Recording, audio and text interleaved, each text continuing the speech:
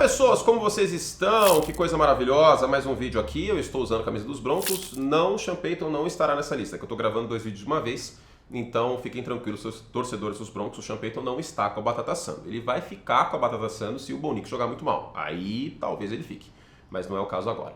Bom, sejam bem-vindos a mais um vídeo, essa é a semana da batata assando aqui no nosso canal maravilhoso. Para mais conteúdo assina o Like Plus, como vocês bem sabem, e etc. Né? Os vídeos para os membros estão fixados, tem exagerofato, tem perguntas dos membros e tudo mais, tá bom? E para mais conteúdo sempre assine este canal maravilhoso, também na modalidade grátis.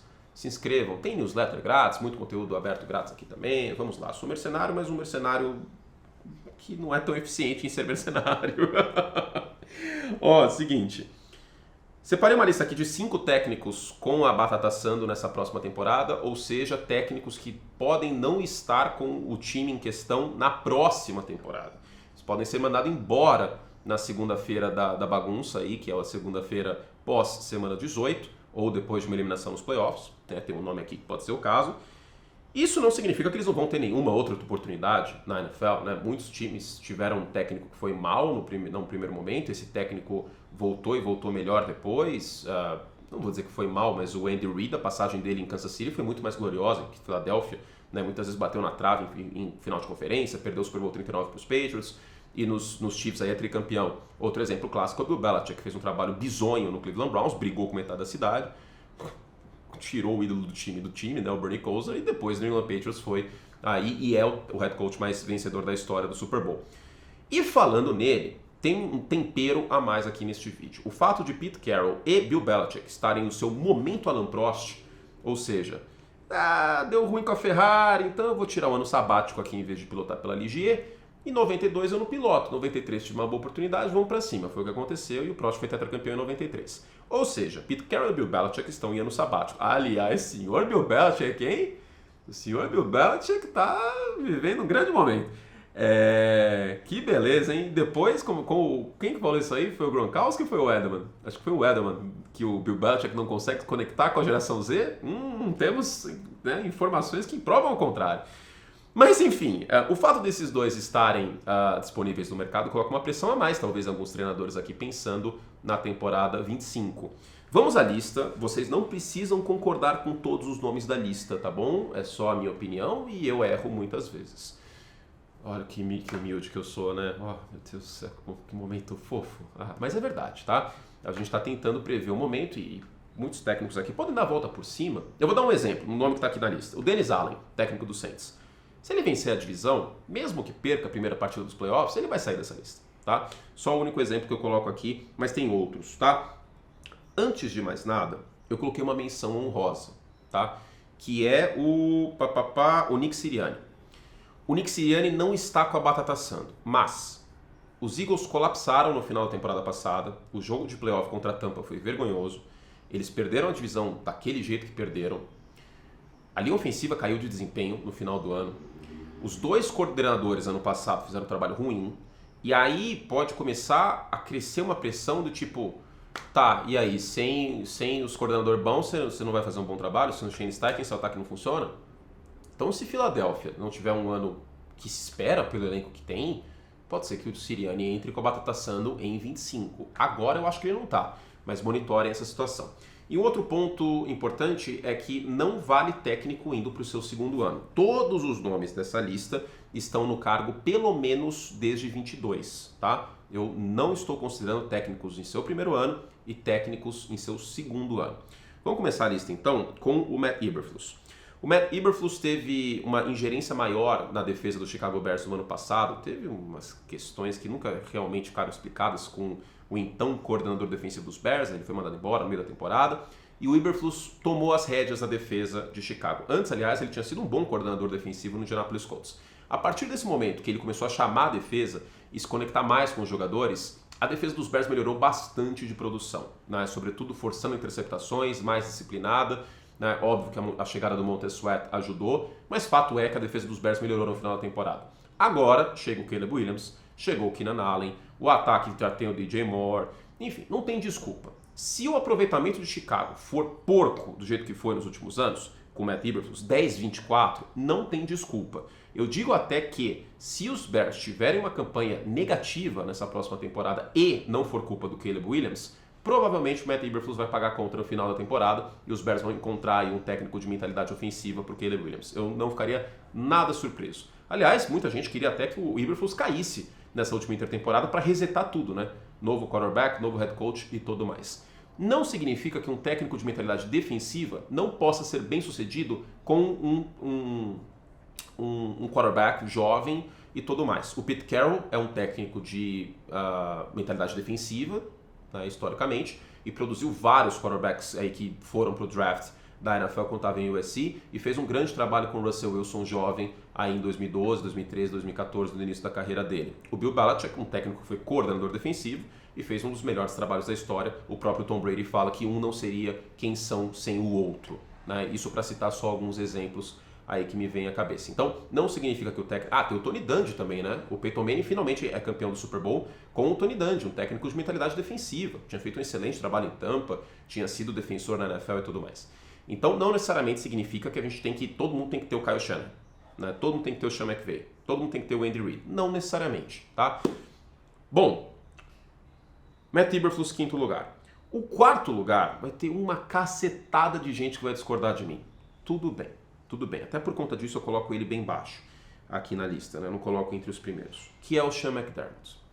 No ano passado, o Ken Dorsey pagou essa conta. O trabalho de coordenador ofensivo que o Ken Dorsey fazia em Buffalo era um dos piores da NFL, considerando o que ele tinha à disposição, né? E aí veio o Brady, mudou um pouco a personalidade do Buffalo Bills, correndo mais com a bola. Inclusive, quando eu destaquei que os Bills tinham uma altíssima chance de ficar fora da pós-temporada, o que poderia sustentar o Josh Allen, foi na época que o Ken Dorsey era coordenador. E um motivo preponderante para Buffalo ter dado a volta por cima foi a queda do Dorsey e a ascensão do Joe Brady como coordenador ofensivo de Buffalo.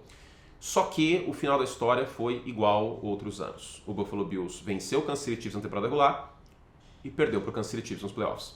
Em pós-temporada são 4 títulos de divisão e 6 aparições nos playoffs. Só que a única vez que os Bills passaram da semifinal de conferência foi em 2020, um jogo que eles perderam para Kansas City por 38-24.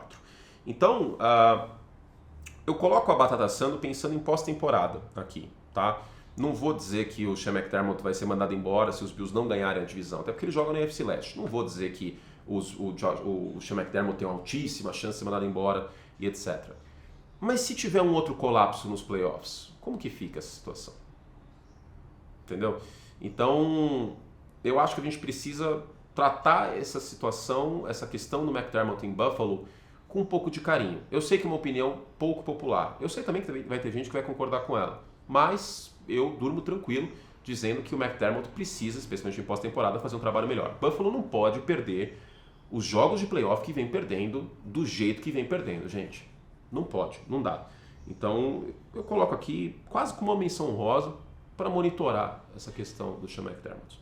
O nosso terceiro lugar tem 16-18 de campanha pelo New Orleans Saints e é um ex-coordenador defensivo do time, saiu o Sean Payton, ele ascendeu a posição de head coach.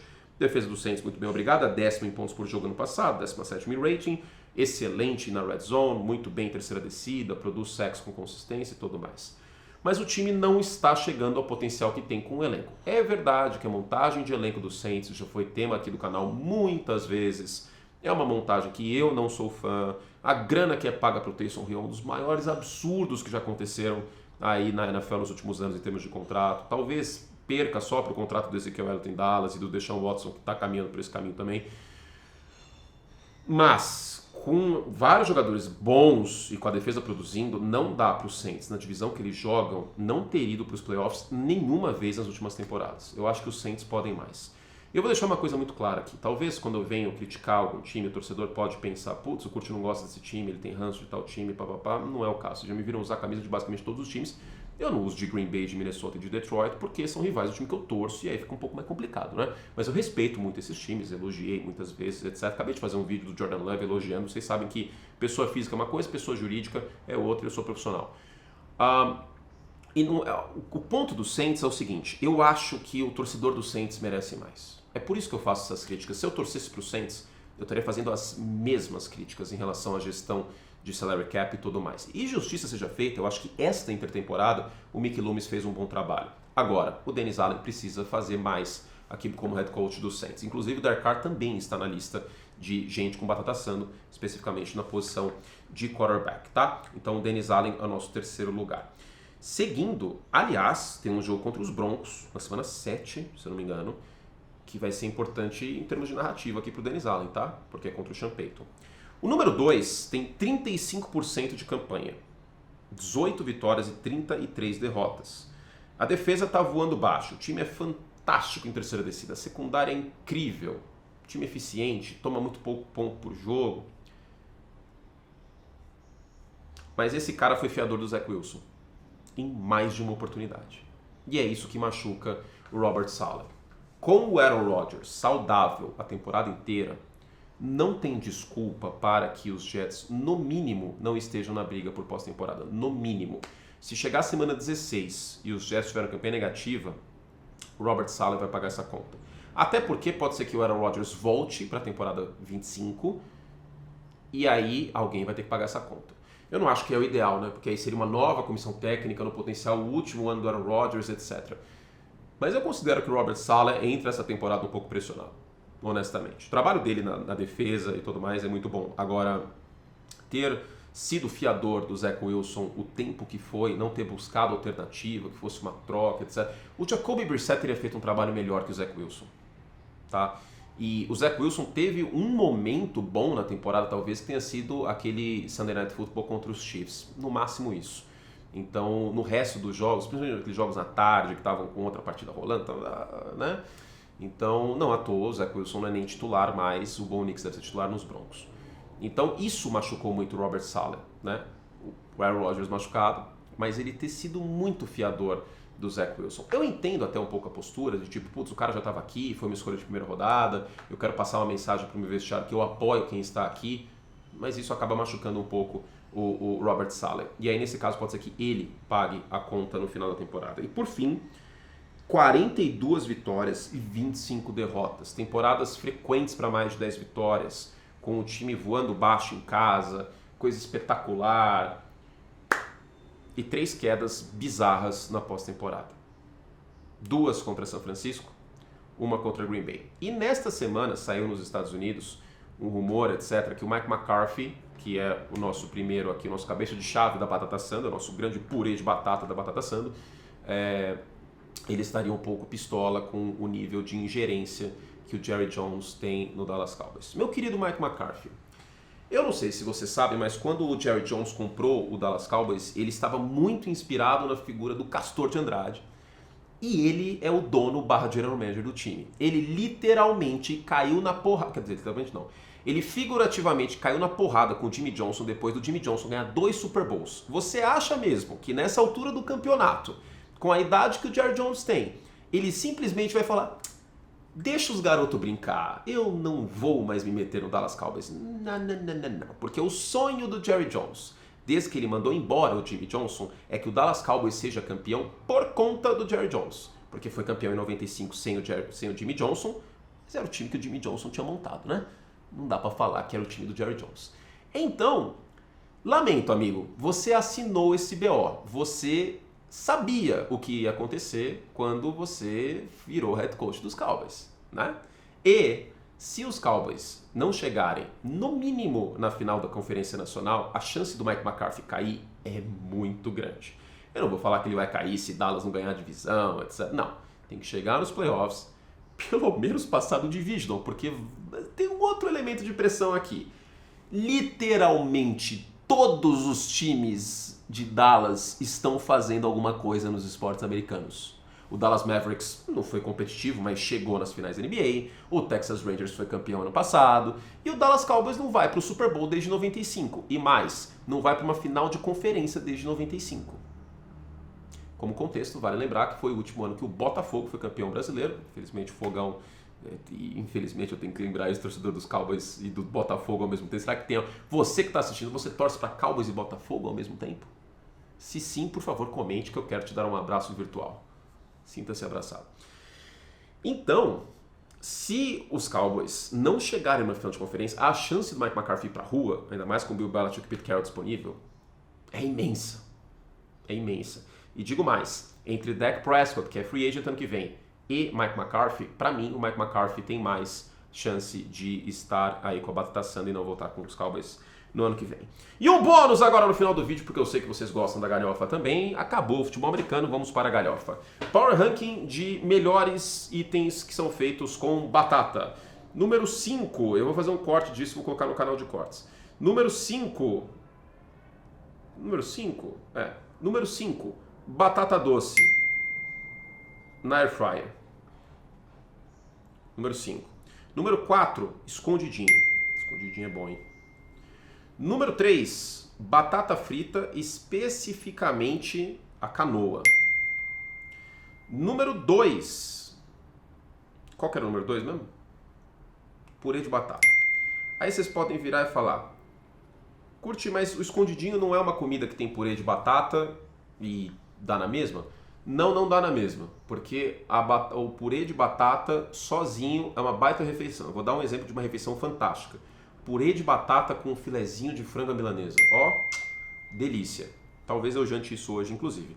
E número 1, absoluto, que é a minha comida de conforto, que é uma comida quando eu tô triste, porque os Bears... Quer dizer, quando um amigo meu que tá triste porque os Bears perderam os Cubs, ou alguma outra coisa ruim aconteceu, ele come isso aí, é o nhoque. O nhoque é uma comida dos deuses, eu amo nhoque. Então esse é o Power Ranking de comidas feitas com batata. Número 5, batata doce na air fryer, muito gostoso e saudável. Número 4, escondidinho com carne moída. Número 3, batata frita à inglesa, especificamente canoa. Número 2, purê de batata. E número 1, nhoque. Parabéns, batata, você é um alimento muito versátil. Um beijo carinhoso para vocês, fizemos o que podíamos e a gente volta com mais em breve neste canal maravilhoso. Tchau.